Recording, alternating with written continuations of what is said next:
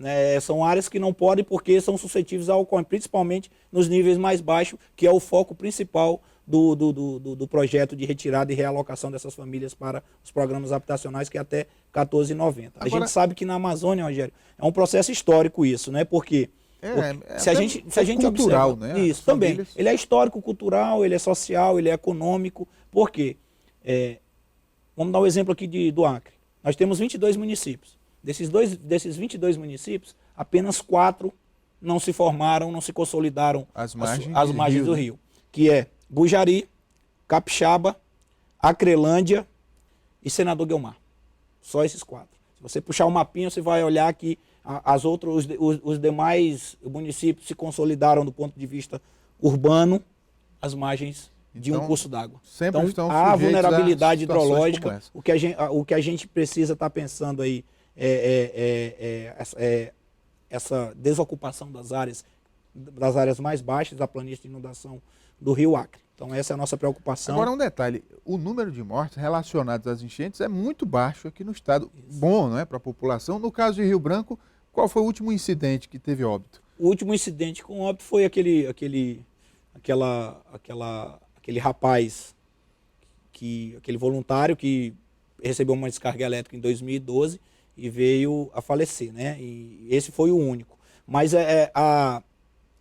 uma característica básica dessa quantidade baixa de dano humano, morte, é devido à característica da nossa enchente. Ela é lenta e gradual. Os rios da Amazônia são rios de planície, então desenvolve uma elevação mais lenta, questão de dias, ele vai subindo, ele vai avisando a gente quanto que ele vai subindo e a gente proceder ao socorro e assistência adequado. Diferentemente do que ocorre em outras áreas, nas regiões de Santa Catarina, Rio de Janeiro, a região serrana do Rio de Janeiro, cuja são rios com outra formatação. Coronel, essa questão traz um prejuízo financeiro também, porque a Defesa Civil tem que mobilizar uma estrutura gigante e isso tudo envolve gastos.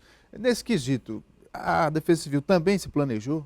A gente tem o plano de contingência, ele é operacional, né, onde tem a conduta operacional do Sistema Municipal de Defesa Civil, e do ponto de vista dos recursos financeiros, a gente recebe o apoio para as ações de socorro e assistência, a gente recebe o apoio do governo federal quando se decreta a situação de emergência, e aí a gente elabora o plano detalhado de resposta, onde nele deve constar tudo aquilo que a gente precisa para efetuar o socorro e a assistência de maneira condizente. E aí a gente, de posse desse plano, a gente submete ele à avaliação da Secretaria Nacional de Defesa Civil do Ministério da Integração Nacional e aí a gente recebe esses recursos para fazer frente às ações de socorro e assistência. Eu, durante o tempo em que estive na reportagem externa, fiz muitas reportagens sobre as enchentes do Rio Acre.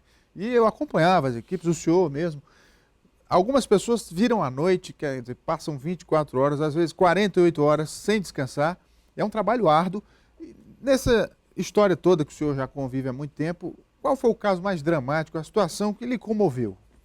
Olha, a gente se depara com várias ações nesse período, né? Eu lembro que uma vez, acho que em 2009, as nossas equipes todas passando nas áreas para as famílias saírem, e há sempre aquela crença de que não, nós não vamos sair não, agora que o nível do Rio Acre vai baixar, nós não vamos sair.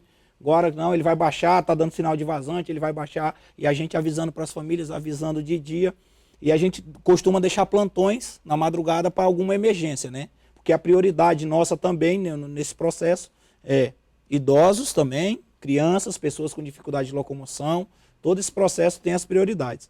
E aí eu lembro que eu fiquei até tarde um momento no quartel, e aí a pessoa que tinha negado receber assistência pelo período da tarde, chegou, já era mais ou menos meia-noite, 1h da manhã lá, e disse, olha, eu pedi, à tarde eu neguei, eu não quis, mas eu preciso agora que eu estou com a minha mãe, que é uma idosa, está em casa e a água está invadindo, e aí tinha uma guarnição que estava acabando de chegar para sair, para ir embora, para ser liberado para folga.